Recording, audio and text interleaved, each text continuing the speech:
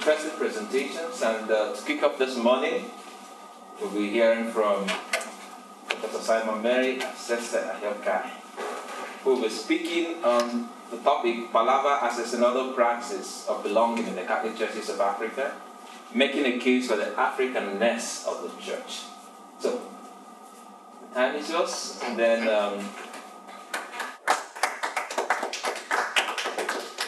thank you very much. I'll give you a second. Okay. That you shut up. Okay. That's Palaver. Exactly. I changed the title of my paper a little bit. I just said Palaver as a Synodal Praxis of belonging in the Catholic Church and making a case for the Africanness of the Church. So in 2025, the Christian world will celebrate 1,700 years since the Council of Nicaea took place. A council that began the formalization of the markers and borders of orthodoxy in a church that was saturated with several modes of thinking. Oh, I am a magician. You disappeared. Yeah. And then poof, you're back. Magician. There was I. So the critique I offer as it pertains to Nicaea is that while it embraced the synodal culture, it deviated from the culture of seeking middle ground and not leaping to the urge to condemn those who uphold a different view from what came to be accepted as the normative stance.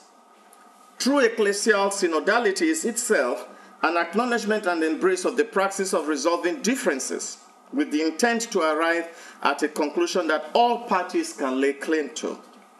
However, it is never about the simplification of facts or of narratives just for the sake of harmony. It holds in place the needed tension in interpretations that are at stake with a goal of arriving at a higher truth. The covenant of fellowship that is itself the bond of life from which all parties derive their purpose and meaning. So this understanding of ecclesial synodality was in full display at the Council of Jerusalem, I argue. So this is the grounds from which I want to argue my paper, that Nicaea, though we celebrate Nicaea today, I am included, that something great happened there, but I am also very convinced that it was also a missed opportunity in the sense that Nicaea was an imperialistic council, and empires, as we're going to see, tend to erase differences. They are uncomfortable with nuances, and then it's all more about conformity.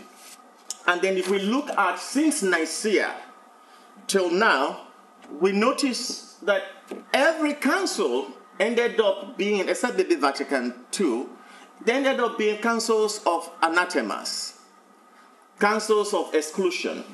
Most probably is the highest of that is the Council of Trent, which was busy excommunicating everyone left, right, and center.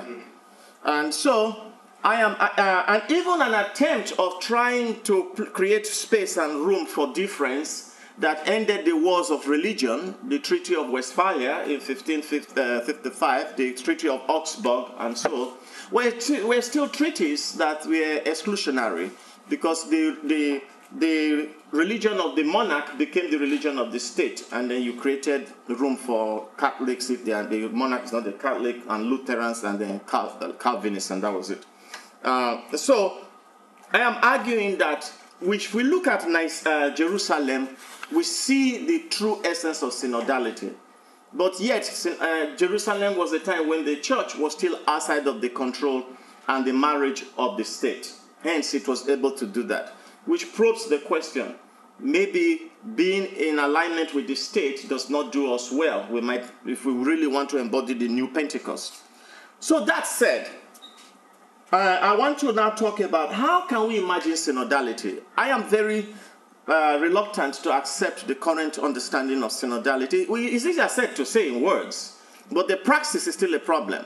So that's why I want to turn to Africa and say, can there be something Africa can really teach us about synodality? So the next section of my paper, you notice that, first of all, you notice that I'm talking ad lib, and I want to catch, my paper is very long, so I'm trying to make sure I get to the gist of it. So the next section of the paper is synodality as Palaver dialogue.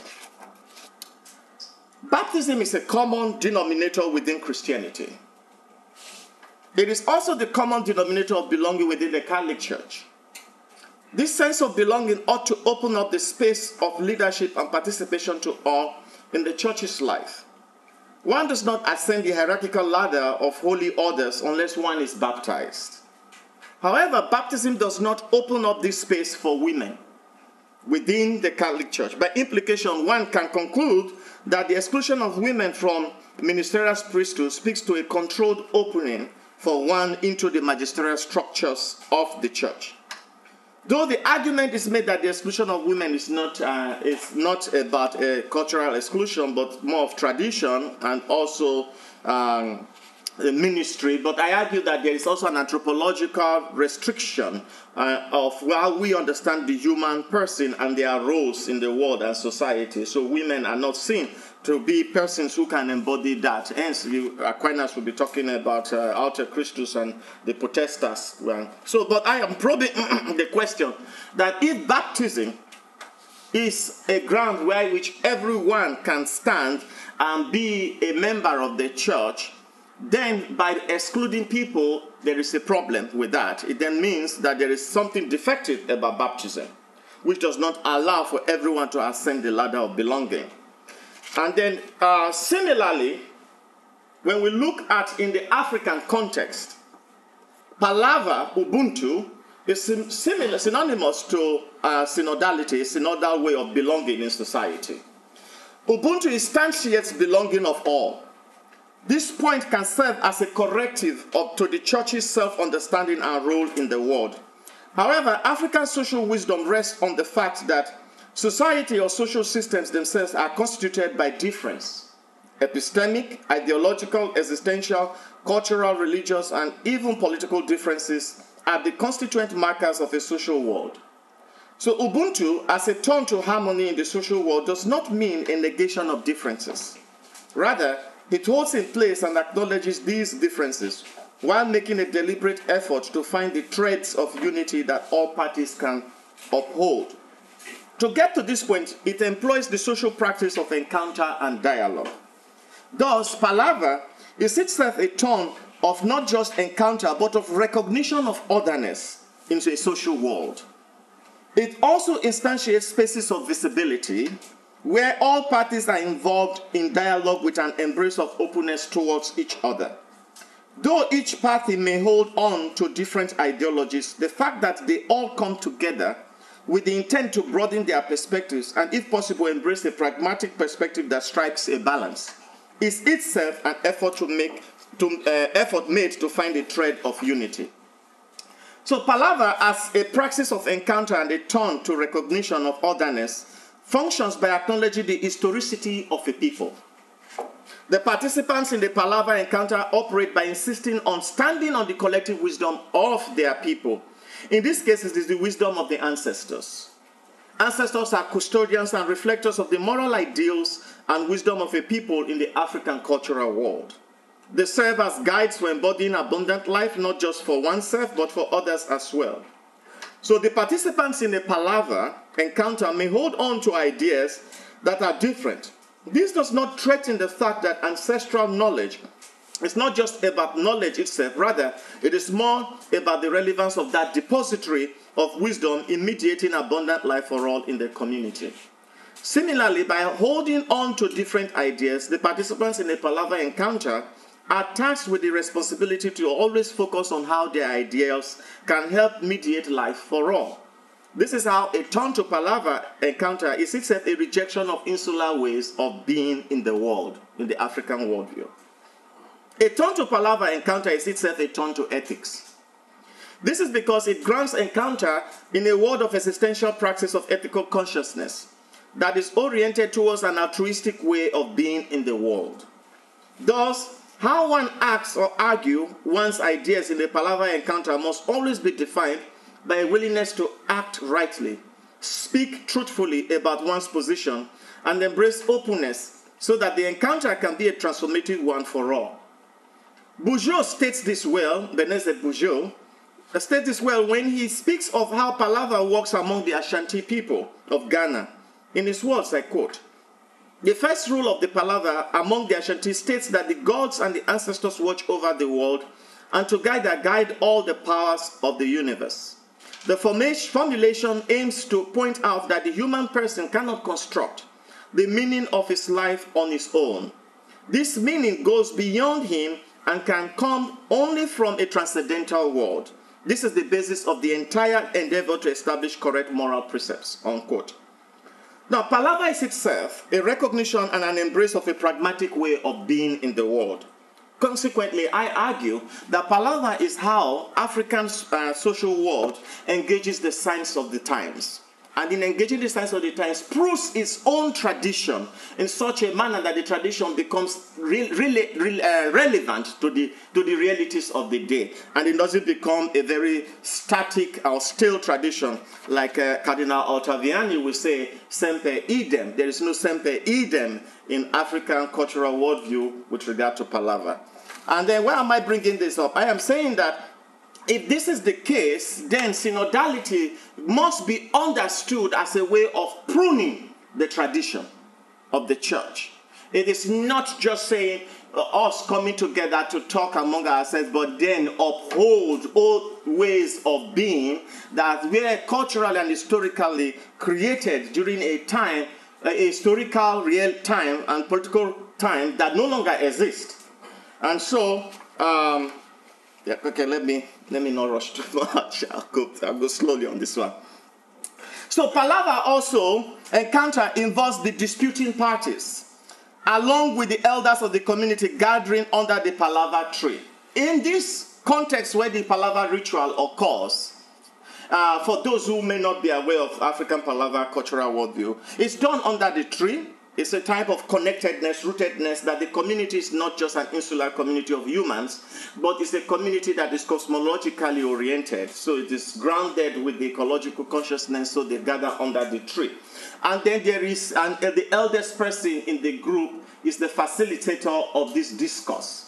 He is the libator, and as a libator, his role is to listen attentively to the different parties that are speaking. Everyone gathered in that space has a right to speak and be heard. And then it is not about who is right or who is wrong, but rather what collective wisdom is emerging as these discourses are occurring. So tension is relevant, and holding in place this tension is relevant for the full realization of Palaver.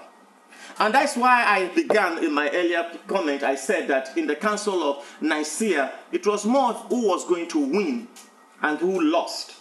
Arius was condemned, he was the loser, and then he was banished. Council of Ephesus, Council of Chalcedon, First Council of Constantinople, all of them operated with this mentality of the winner takes all, and then the loser is exiled and pushed out of the Roman Empire.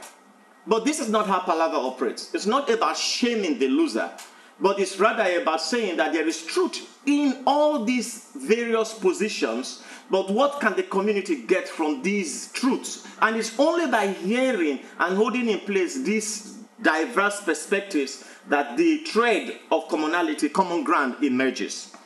So it is on that ground that I am arguing the following, and I'm looking at the time, it's 5 minutes more instead of talking forever. I am arguing the following, that if we are to talk about synodality and using the framework of Palaver, then we must reimagine the magisterium, the role of the magisterium. The role of the See of Peter is not to declare, as we have seen in the recent history of the church, where a pope will set up a commission, for example, Humane Vitae, and then the commission will give him advice on stuff, and he will single-handedly rule it out and say, no, that's not following that, and then give up a different stance, as Paul VI did with Humane Vitae, or John Paul II did with regards to ordination of women, or even the acceptance or Leo XIII did with regard to Anglican ordinations. So I am arguing that in this, if we are to take Palaver as a model of understanding synodality, then the Bishop of Rome serves as the libator in the Palaver discourse or in the synodal context. And the role of the libator is the one who pours, he's the depository and the caretaker of this collective wisdom of the community. In this context, it will be the Bishop of Rome and the other bishops. They are the epitome or the collective custodians of the tradition, but their role is not to erase the different nuanced voices in the synodal discourse. Rather, they are to ask the question, what are the common threads of truth emerging from these discourses, and then embrace those threads. And this is not a way of breaking away from tradition, but rather, tradition is dynamic. It's like lungs. It's breathing. And this is how tradition prunes itself. But currently, what we think is a pruning of tradition is really a staleness. A tradition is stale and is rigid, whereby we just say, okay, this is how it was done, and we're going to stick to that. Even in the context of Africa, women have a very essential role in the African cultural and religious worldview, pre-colonial Africa. But today, women are completely absent from the religious space, except to cook the food and wash the dishes and make the clean the bedroom of the priest. And then we call that full-time ministry of the participation. I don't call that ministry. I think that if we really understand baptism as the common ground, which again, Palaver is a sense of belonging, which makes everyone to belong to the community. Baptism makes all of us to belong. Then, if the synodality ought to be a place where the decisions are deliberative, not consultative. So the Bishop of Rome cannot call the church of the baptized to talk among themselves and then make a deliberative decision all alone. The See of Peter ought to understand that baptism is what grants all of us, not the priestly ordination. And so, that said, do I still have time? Okay, good. Then,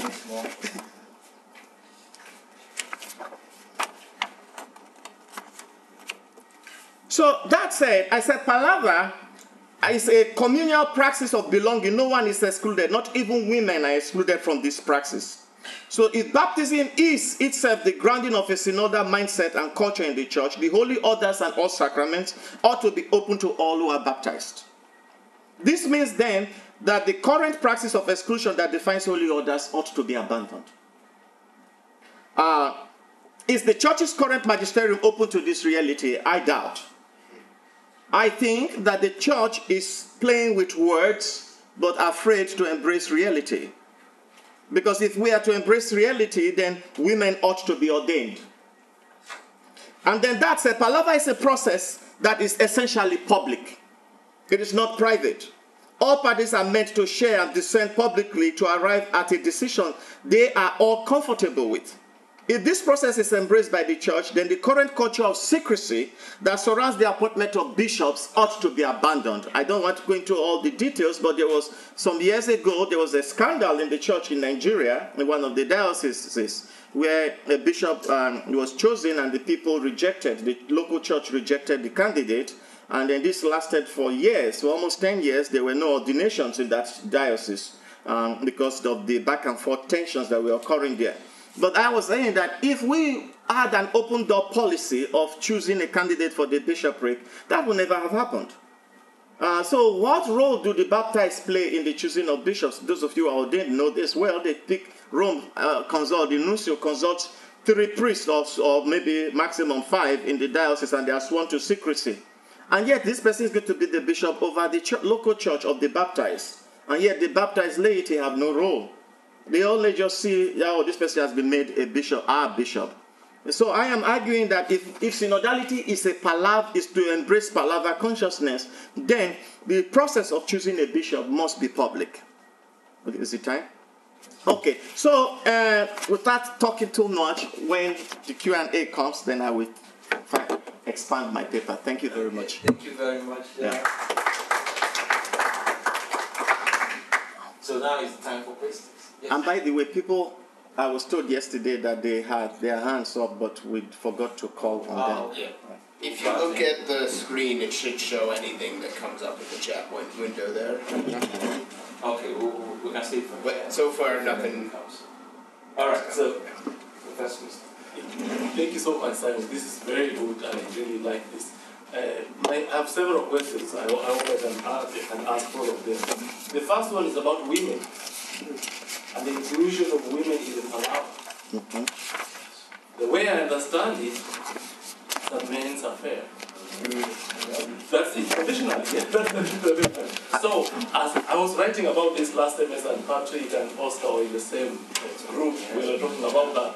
I found out a feminist scholar, I think her name was Leonora Hudson Williams, was talking about African Womana Palaver, which brings men and women together. And I think the analysis she gave was very good, but I still thought it was very idealistic. I don't know what you said about that. Good. I love that question you brought. I was waiting for this question. What if I told you that this consciousness you have of Palaver being a man's affair is wrong? Pre-colonial, ancient pre-colonial African context, it was everyone that participated in it. But the erasure of women in Africa did not just begin with the Western colonizer, but with the Arabs. Yeah. The beginning of the erasure of women in Africa began with the Arab Muslim traders who Arabized, if I may use that term, African cultural world. And then the Europeans eventually finalized what the Arabs had done. So even to today, vestiges of the presence of women are still there.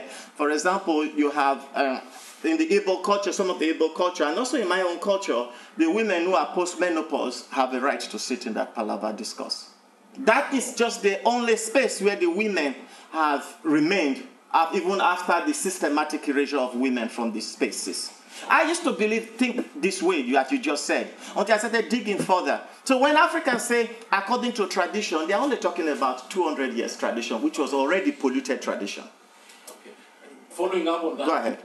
About the elders, what do you say about elders leading and with this new generation of young people who don't want to hear anything about elders because they have failed us? Okay, good question. Elders in African cultural world is not just limited to old age, but the efficacy of and the moral power of your life that is able to mediate life for the people. The current generation of the young ones rejecting the elders is because the elders, the called elders we have today, are no longer moral agents. They have become custodians of a polluted system. So, if you cannot, it's a pragmatic and realistic, it's not just theoretical in the African cultural worldview. So, if you say you're an elder, you're a corrupt person, you don't mediate any abundant life for the society, the people will not follow you. And I wonder how this could be remedied. But there's a question here. Go ahead. Yes, thank you, Simon, for your paper. I mean, there are a few things I agree with, and there are many things I disagree with. Fine. So, and I know that you're a fan of Thomas Aquinas. Aquinas says what can be freely asserted can be freely denied. Yeah. So you have many free assertions, and they can be easily denied. Yeah. But let me just say that Ubuntu cannot be a replacement for synodality. Ubuntu is an African anthropological worldview. It has nothing to do with synodality. Stick with your Palaver. But then, this your rebuttal of this man's idea, I don't think is true. No, I think it is. Because again, you are essentializing African traditions. You are making it seem like everywhere in Africa, Palaver is practiced the same way. Good. So that's not true. But let me say, but where I agree with you is this: like synodality as presently constituted, is an European thing, Yeah. an American thing. Yeah. It doesn't. And they are using it for their own agenda. You know, it's for them. So it doesn't represent the world church. But then we have been coerced along. I think that critique is a good critique you should pursue. But use things that can be backed by arguments. Okay, let me go back. Let me engage that. First of all, Palaver is not practiced the same way everywhere in sub-Saharan Africa. So when we talk about palaver, we're talking about a general linguistic label of what is going on, elements of what's going on. But let me say this. You might be thinking, okay, palaver and Ubuntu are separate. No, they are not separate. Bourgeois does a very excellent job by showing the link between palaver and Ubuntu. Palaver is how, let me put it this way, is the praxis of social life that allows us to arrive at the ideal of Ubuntu. Does that make sense? So, it's in the discourse when there is conflict that threatens the communal life, access to the abundant life, then palaver is enacted. And through palaver, then we arrive at the harmony, which is Ubuntu consciousness. That's what I'm saying. So I do agree with you. Synodality is still is an attempt of the West. And there's something I didn't mention here, that palaver is really, synodality as we currently talk about it, is really about a world of subjectivity, subjects making decisions and autonomy and agreeing on this. It does not yet embody the fullness of koinonia, which koinonia is not just about subjectivity, it's the oneness of our body, oneness, our one baptism, our one fellowship, our one identity in Christ. And I think that is where the Western imagination still continues to struggle with, just to support what you said. Joe had his hand up. Oh, go ahead. You decide. Okay. So, Yeah, thank you. I think when we read there is a Bourgeois, his palaver, in one of our seminars, one of the criticisms that emerged to us, we talk about palaver as where people have a kind of collective decisions, that will end up bringing the affairs of the commoners. And we talk about everyone's decision. But at the end of the day, you find out that we have a selected few, maybe in a constructive way, because you don't just talk about palaver that every woman, every youth, every man coming at the table, just like the way we talk about in the inclusive peace projects. So, at the end of the day, I think the criticism will always be, how do you think that there wouldn't be any influence? We talk about this palaver of affair, which, of course, if you use it as against the synodality or whatever, or maybe the synodality will just take from it, there still be a problem, because you are dealing with humans. There might still be a kind of influence, and that has been some of the criticisms. I agree with you, but what was said in palaver discourse, I didn't mention it because I was trying to catch up. It's this. It's not every discourse, every participation that is received. There's reception, but reception is based on one fundamental principle in palaver discourse. How does this contribution enhance abundant life for others, not just for me, the one who is presenting that idea? And I have argued also that similarly, if we were to take this into the context of synodality, how then does the koinonia that we share in Christ, how is it enhanced through synodality? Not the agenda of the West, the Western church wanting its own interest to be received, made normativized. No. So if I were to participate in palaver and I'm talking about something that really will diminish the life of the community, it's not received. okay. Yeah. Any other question? If we have time, I just want to Just say... 30 seconds. Oh, that second, okay. Palaver does not apply to every African society. It is much more prevalent in egalitarian societies. Jean-Marc Ella, who actually is heavy on this, used this specifically among his egalitarian society. Monarchical structures do not have the palaver, the ideal you have. Okay. Can I just quickly respond and say that is not accurate? My first part of the paper was engaging a lab. I did not mention him yet. So I'm glad you brought him up. I come from a monarchical society, the Obas of Benin and all that. We have Palaver practice.